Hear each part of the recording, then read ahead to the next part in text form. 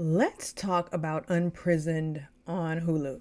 Now, I had no intentions at all of reviewing this show or coming on camera talking about this show, but it's something about this show that just really got under my skin. And I know most of you would not see that. Most of you so called woke people will not be able to see the problems of this show, but I'm just going to tell you this. This show is about Kerry Washington, a therapist. She's a single black mother raising a biracial black male, or a biracial male, as the woke people like to say. He is not black, he is biracial. So we're just going to say a biracial male teenager.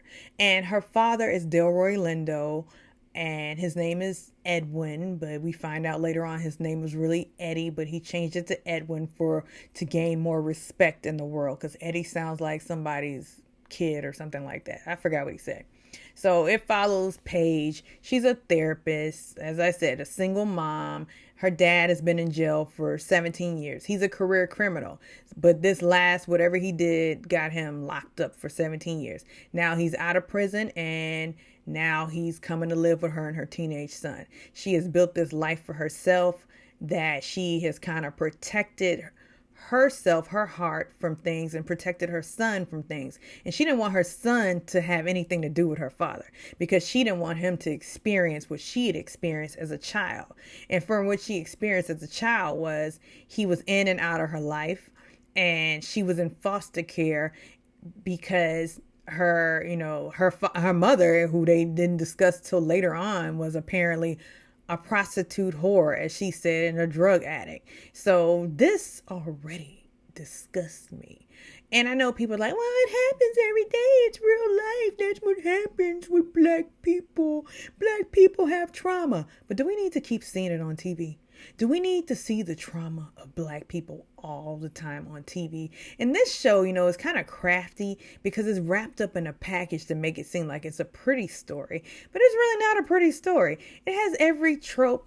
It has all the tropes, the Hollywood tropes of black people. We have Delroy Lindo, Edwin, who is a thug. We also have him playing a buck and a mandingo. As soon as he gets out of jail, where does he go? He runs to see his white ex-girlfriend so he can get it in. And they got it in. And guess what? Carrie, Paige, was in the living room and heard all the moaning and groaning, which is kind of cringe and gross or whatever, to hear your old 70-year-old father getting it in with his older white ex-girlfriend, who incidentally we find out raised Paige for like 7 years, took her from the good old white lady's house. Well, she wasn't old at the time, but the good white lady foster mom's house. And then so she's resentful that she left one white lady's house for another white lady's house who wasn't so good. But like, where is the mother? They said she was a prostitution whore, as Teresa Giudice said, prostitution whore. Like they said that, but where is she? Is she alive? Like, where is she? They don't mention her often at all. But what really bugs me is that this show is trying to make it seem like it's a sweet tale and it's a tale for healing. But in fact, it just further emphasizes issues that black people have. And my question is this anything like a slave tale? Because guess what? I'm tired of seeing slave tales. I will never watch another slave movie. Well, I shouldn't say never, but my intention is not to watch another slave movie, because I think it seeps into your subconscious mind, and it further emphasizes black people as being inadequate and having problems and having unresolved issues. And I don't like that look. Like, we rarely ever see an aspirational tale. Like, and I know most people are like, well, it has to have some peaks and arcs and, some climaxes to tell a proper story. But every story of ours should not have to be based in trauma. Like, this story is based in trauma. And I know the woke people are like, well, she's a therapist and she's imperfect and she's working through her issues. And speaking of that, like, she is the concubine, the mistress of a white man. She's basically like the little slave mulatto girl who's sleeping with the master. That's what she's doing. And she does not know her worth, though she has survived all of this trauma. She hasn't emotionally healed from the trauma. And the fact that she's a therapist, although they say most therapists need therapists, she is giving people lessons while not taking heed to them, because her relationship with her father is nothing but distrust, because he was in and out of her life. So she doesn't trust that he is on the up and up. So the whole show, for like maybe 4 or 5 episodes, he's trying to prove, hey Paige, I've changed. I've changed, Paige. I don't believe you've changed. And then, Kerry Washington's acting in general has always been questionable to me, because I think she acts with her mouth. Like, dude, come on now. But, so she ends up hooking up with her father, Edwin's parole officer, Mal. And Mal is the perfect guy.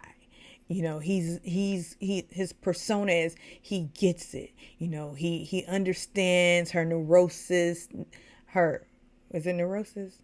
Well, he understands that she's neurotic. He understands why, and he's patient, he's kind, he's thoughtful. And they had the most cringy sex scene. It was kind of cringy. I was like, the camera did not do you any favors, Carrie, when shooting that scene with you. But the fact of the matter is, and here's a spoiler alert, she eventually goes back to the white man who did not give her main chick status and sleeps with him. And her father, though he's a criminal and she doesn't trust him, he's always dropping gems throughout the show, like telling her how she is, like, you a side piece, girl. Basically telling her you need to have some self-worth. Meanwhile, she doesn't believe him, because, like, what do you know? Look at your life. That's basically it. He tries to get a job. I mean, the show points out so many things, like about felons who can't get jobs, felons who aren't forgiven. But it's like, do we really need to see that? Why can't we have any aspirational stories? Like, why? Like, why can't we have any aspirational stories like the Wu-Tang Saga? I mean, the Wu-Tang Saga is an aspirational story, because, one thing they did not like glorify the violence. They glorified getting out of the hood. So, but this show to me only got greenlit because it had all of these tropes. It had the wounded black girl, the angry black woman. It had the buck. It had the mandingo. It had the thug. And then it almost kind of emasculated Mal, the good guy, because it positioned him against the white guy. The white guy is kind of being like, my first choice, not you, the black guy. And then it has the biracial teenager who just wants a connection. He has missing daddy syndrome, just like his mother, but he is now embracing his grandfather and kind of showing him the ropes. And the funny thing is, the grandfather, and I just thought about this, the grandfather is a drug dealer, and he took him to a card game, a poker game, and the grandson actually beat everybody. So it's like, okay, you teaching him how to hustle, but he basically learned how to hustle because he's a gamer. So it's just like, this show, though I watched it and enjoyed moments of it, when I stepped away from it, I was like, this show disgusts me. And Kerry Washington, who tries to be so woke and such a political figure, like, is she really? Because I really think Hollywood is not for us. It's definitely not by us. It's not FUBU, everybody. So, like, get your own and stop relying on them to tell our stories. Because though it was, a black woman's creation, who was in the writing room? Who was directing? Because I didn't see, just from the names alone, I didn't do enough research. I didn't see many black names directing this show or writing this show. Anyhow, drop into the comments and tell me what you thought about Unprisoned on Hulu. Like and subscribe, and tell a friend, tell a friend.